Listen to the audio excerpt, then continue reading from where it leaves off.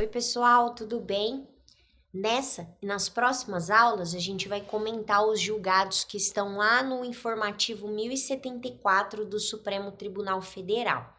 E aqui a gente começa com uma decisão dada em ação direta de inconstitucionalidade, em que o Supremo precisava responder se aquela lei estadual que promove uma alteração no requisito de escolaridade exigido para um determinado cargo público é uma lei que viola o princípio do concurso público e outras normas constitucionais que tratam sobre competência legislativa.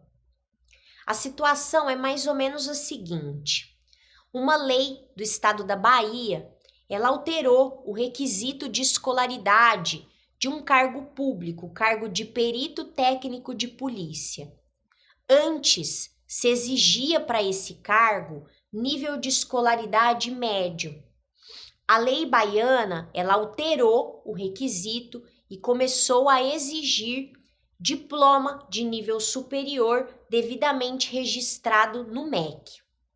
A Associação Brasileira de Criminalística, ela ajuizou uma ação direta de inconstitucionalidade contra essa lei, dizendo que essa lei ela está extrapolando aquilo que já foi definido sobre o tema em uma lei federal de 2009.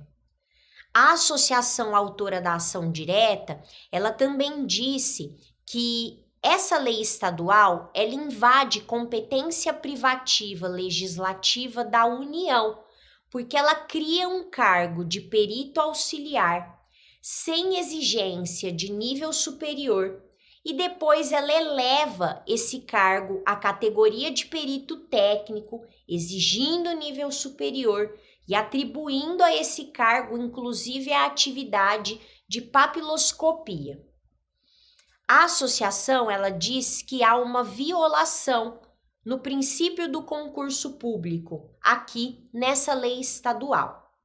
O Supremo, ele não concordou com a associação autora da ação direta de inconstitucionalidade e citou precedentes dele que reiteram o que ele decidiu aqui, no sentido de que é constitucional uma lei estadual que altera o nível, o requisito de escolaridade exigido para determinado cargo.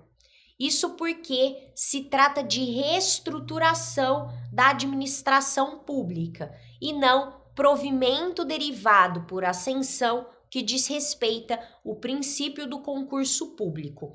Provimento é aquele ato administrativo que preenche um cargo público designando para esse cargo o seu titular. Os cargos públicos, eles são ou de provimento efetivo ou de provimento em comissão, de confiança. As formas de provimento, elas estão lá na Lei 8.112 de 1990, se eu não me engano, no artigo 8º. Depois vocês deem uma lida nesse dispositivo. Lá a gente tem algumas formas, na verdade todas as formas que existem de provimento. A gente tem a nomeação, a promoção, a readaptação, a recondução, a reversão, o aproveitamento e a reintegração. A nomeação, ela é provimento originário para cargos efetivos, depende sempre de prévia aprovação em concurso público de provas ou de provas e títulos. Agora, as outras formas de provimento, readaptação, aproveitamento, reintegração, elas são classificadas como provimento derivado. Isso significa que o provimento, o preenchimento do cargo público com a designação do seu titular se dá em razão de já existir um vínculo anterior entre a pessoa a ser nomeada, que já é servidora, e a administração pública. O STF há muito já assevera que o provimento derivado por ascensão, ele é inconstitucional, porque ele viola a exigência de prévia aprovação em concurso público de provas ou de provas e títulos, que é necessária para nomeação nos cargos efetivos. Inclusive, depois que o STF declarou a inconstitucionalidade do provimento derivado por ascensão, veio uma lei que alterou a Lei 8.112 de 90 e revogou a ascensão como forma de provimento derivado. Aqui, a associação autora, ela tentou alegar que a lei baiana, ela promovia um provimento derivado por ascensão. O STF ele não concordou. Ele disse que a lei baiana, ela não extrapolou limites impostos por essa lei 12.030 de 2009, uma lei federal que também trata sobre o tema.